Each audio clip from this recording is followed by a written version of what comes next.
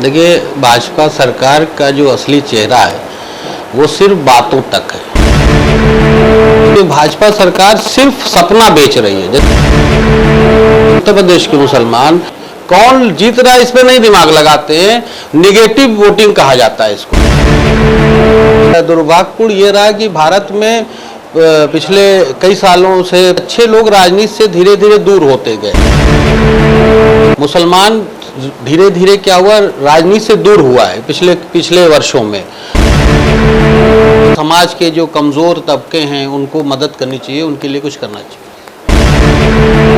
नमस्कार, मैं हूं Junaid Khan Pathan. 9 PM news live studio में आपका स्वागत है। और आज हमारे बीच लखनऊ से एक ऐसी हस्ती, समाजसेवी हैं। न जाने कितने काम उन्होंने कोरोना काल में किए हैं। लोगों को राशन पहुंचाने से लेकर के उनको मदद पहुंचाने तक का सारा काम किया है। डॉक्टर शहजाद आलम हमारे साथ मौजूद है स्टूडियो में। आइए डायरेक्ट उन्हीं से बात करते हैं। डॉक्टर शहजाद आलम साहब, सबसे पहले बहुत बहुत स्वागत है आपका 9 PM न्यूज लाइव स्टूडियो में। बहुत बहुत शुक्रिया। डॉक्टर साहब, एक जो पृष्ठभूमि आप बना रहे हैं, इस वक्त बात चल रही है कि आप जो है समाज सेवा के साथ साथ बहुत जल्दी उतर रहे हैं राजनीति के अखाड़े में किस्मत आजमाने के लिए या समाज की सेवा के लिए, क्या कहेंगे आप?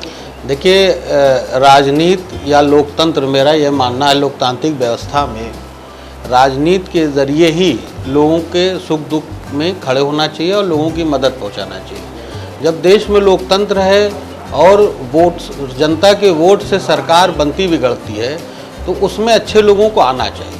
इधर दुर्भाग्यपूर्ण ये रहा कि भारत में पिछले कई सालों से 25-30 सालों से अच्छे लोग राजनीति से धीरे धीरे दूर होते गए। उससे कहीं न कहीं राजनीतिक व्यवस्था खराब हुई है। तो हमारी सभी उन लोगों से मांग है, मेरी गुजारिश है कि अच्छे लोगों को राजनीति में आना चाहिए और समाज के जो कमज़ोर तबके हैं उनको मदद करनी चाहिए, उनके लिए कुछ करना चाहिए।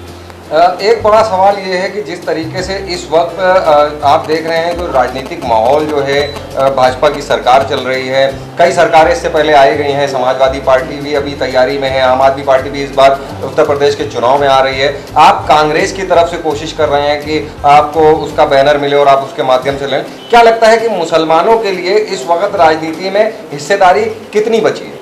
देखिए, मुसलमानों के लिए हिस्सेदारी पूरी है, लेकिन इसमें थोड़ा सा मेरा ये मानना है कि मुसलमानों को सियासी जो बेदारी होती, जागरूकता है, वो बढ़ानी चाहिए।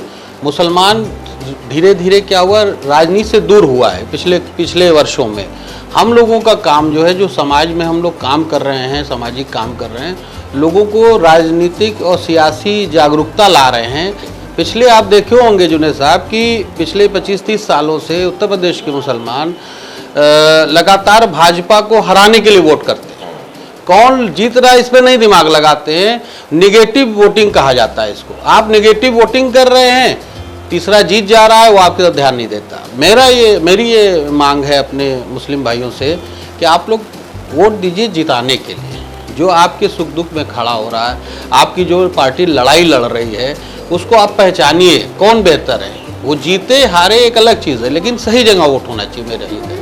अभी जो भाजपा की सरकार है, आप जान ही रहे हैं कि बहुत सारी पार्टियां हैं जो उनकी निगेटिव एक्टिविटीज़ को बहुत ज़्यादा आगे बढ़ा रहे हैं और बता रहे हैं कि आप इनको वोट ना दें, जबकि भाजपा सरकार ने ऑलरेडी ये कहा है कि उन्होंने बहुत सारे जो है विकास के कार्य किए हैं, काफ़ी बड़ी बड़ी योजनाओं का शिलान्यास किया और कुछ को उद्घाटन किया, और पिछले 4.5 साल की सरकार में उन्होंने अपनी जो है वो उपलब्धियां भी गिनाई हैं। आपको क्या लगता है कि भाजपा सरकार जो है वो जिस तरीके से अभी इस तरीके की बातें कर रही है या उन्होंने इतनी उपलब्धियां गिनाई हैं, कहाँ तक सही है? देखिए, भाजपा सरकार का जो असली चेहरा है वो सिर्फ बातों तक है। इनकी कोई भी विकास की योजनाएं नहीं हुई, पूरी नहीं हुई है। उन्होंने सपना दिखाया था कि लखनऊ मॉडर्न सिटी हो गया है, बोर्ड भी लग गए, लेकिन सच्चाई है कि आप लखनऊ पश्चिम विधानसभा बगल में है, पुराना लखनऊ, आप जाएं, जो 20 साल पहले था आज भी वही हाल है। रोड, नाली, खड़ंजा या स्कूल की हालत देख लीजिए। तमाम चीज़ें ऐसी जो भाजपा सरकार सिर्फ सपना बेच रही है। जैसे बिजनेस में क्या होता है, बिजनेसमैन सपना बेच के इन्वेस्टर लाते हैं, इन्होंने सिर्फ सपना बेचा, कोई भी ऐसा काम नहीं किया जो आम जनता को फ़ायदा मिले। जो कांग्रेस पार्टी की योजनाएं थी, चाहे फूड सिक्योरिटी बिल से अनाज बांटने की व्यवस्था थी, आज वही वो कर रहे हैं। मनरेगा से गांव में मजदूरी देने की बात थी, आज वही हो रहा है। इन लोगों ने कोई एक नया काम कोई ऐसा किया हो जो आम जनता को उसका फायदा मिल रहा हो, इनके द्वारा कोई एक नया काम नहीं हुआ। तो आपको क्या लगता है कि आप राजनीति में जब उतरेंगे, मान लीजिए आप टिकट के लेके आते हैं, चुनाव जीत जाते हैं, जनता जहां तक हम लोग रोज फेस करते हैं जनता को फील्ड में जाके, वो कहती हैं आदमी सिर्फ इसलिए समाज सेवा शुरू करता है कि एक दिन उसको चुनाव लड़ना होता है, उसके बाद वो दोबारा चुनाव में जीत जाता है तो फिर वो जनता के बीच नहीं आता। क्या कहेंगे इस बात? देखिए, इसी पे मैं काम कर रहा हूँ। मैं कह रहा हूँ मुझे वोट ना दो, आप जागरूक हो, आप खुद फैसला करो, 10 लोग लड़ रहे हैं, इसमें कौन बेहतर है। जब तक वोटर जागरूक नहीं होगा जुनेद साहब, तो तमाम मदारी वाले आएंगे, वो डमरू बजाएंगे, अपनी बात कहेंगे, चले जाएंगे। हमको उनके डमरू बजाने में, उनकी बातों में नहीं फंसना है। आप हमारे किसी भी प्रोग्राम मीटिंग में चलें, आप देखेंगे मैं लोगों से कहता हूं कि आप खुद देखो, अपने दिल दिमाग से सोचो, सोच के फैसला लो किसका साथ देना चाहिए। जब आपने एक बात कही थी डॉक्टर साहब कि लखनऊ पश्चिम की हालत बहुत ख़राब है, नया लखनऊ बहुत ज़्यादा जो है वो प्रोग्रेस पे है, डेवलपमेंट ज़्यादा है, लखनऊ पश्चिम से आप जो है सीट का टिकट मांग रहे हैं और वहाँ से चुनाव लड़ेंगे, तो क्या लगता है कि लखनऊ पश्चिम की हालत को कैसे सुधारेंगे, या सुधार पाएंगे या एज इट इज़ रहेगा? देखिए, जो सोच होती है, देखिए कोई भी काम किया जाता है एक विज़न होना चाहिए। मैं इस विधानसभा में पिछले 25 सालों से रह रहा हूँ, मैं देख रहा हूँ 25 साल में जो गलियाँ थी आज भी वही है, जो लोग थे उनका जीवन स्तर ऊंचा नहीं हुआ है। विकास आप लखनऊ में देखिए, एक गोमती पार्क एरिया है, गोमती नगर, इंदिरा नगर, जहाँ तमाम सुविधाएं हैं, बहुत ज़्यादा तरक्की किया हुआ है।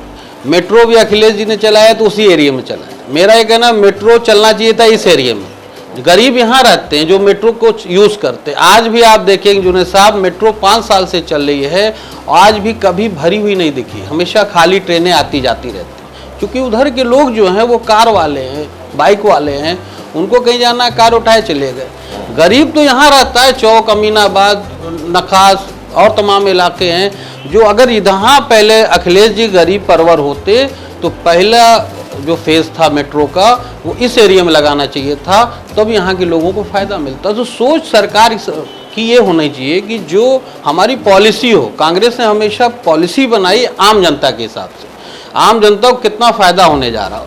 फूड सिक्योरिटी बिल लाए जिससे आज आम जनता, यूपी में 15 करोड़ लोगों को अनाज दिया जा रहा है। आप सोचिए कि यहाँ 22 करोड़ की आबादी में 15 करोड़ लोग गरीबी रेखा वाले हैं, तो आप अंदाज लगाइए भाजपा ने कितना तरक्की की है। तो अभी एक आखिरी सवाल है आपके साथ कि क्या लगता है कि इस बार उत्तर प्रदेश में जो चुनावी माहौल होगा 2022 के मिशन पे सब लड़ रहे हैं, 2022 के मिशन पे आप क्या कहेंगे, जनता को क्या मैसेज देना चाहते हैं, और आपको लगता है कि कौन सी सरकार आ रही है इस बार उत्तर प्रदेश में चुनाव जीतकर? देखिए, उत्तर प्रदेश में पिछले तमाम चुनाव में सपा बसपा को मौका दिया, भाजपा को मौका दिया है जनता ने, और जनता ऊब चुकी है इन लोगों से। आते हैं तो कुछ विशेष वर्ग को फायदा देते हैं, जबकि सरकार की जिम्मेदारी है, जब सरकार बन गई तो सबको एक नज़र से देखना चाहिए।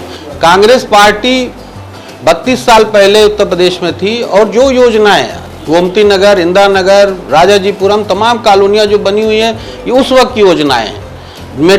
नोएडा, ग्रेटर नोएडा जैसे नए शहर कांग्रेस ने बसाए, इन लोगों ने कुछ नहीं किया, उसमें आके उन लोगों ने उसी में अपना जो भी किया बोल नहीं सकते।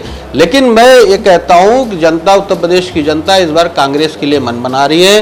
प्रियंका गांधी जी के चेहरे पे चुनाव हो रहा है। अजय कुमार लल्लू जी हमारे क्रांतिकारी नेता हैं, जो इस तानाशाह सरकार से लगातार लड़ रहे हैं, कितनी बार जेल जा चुके, तमाम FIR हुई है हम लोगों के ऊपर। इस बार उत्तर प्रदेश में मुझे पूरी उम्मीद है कि इस बार कांग्रेस की सरकार बनेगी और पूर्ण बहुमत की बनने जा रही है, क्योंकि जनता इन लोगों का चेहरा पहचान चुकी है। तो ये थे हमारे साथ डॉक्टर शहजाद आलम, जो अभी चुनाव की तैयारी कर रहे हैं। कांग्रेस पार्टी से पश्चिम विधानसभा से वोट टिकट लाने की बात हो रही है। आप देख रहे थे 9PM न्यूज़ लाइव स्टूडियो से जुनैद खान पठान के साथ शहजाद आलम को। हम दिखाएंगे झूठ को सच का आईना, सच के लिए देखते रहिए 9PM न्यूज़।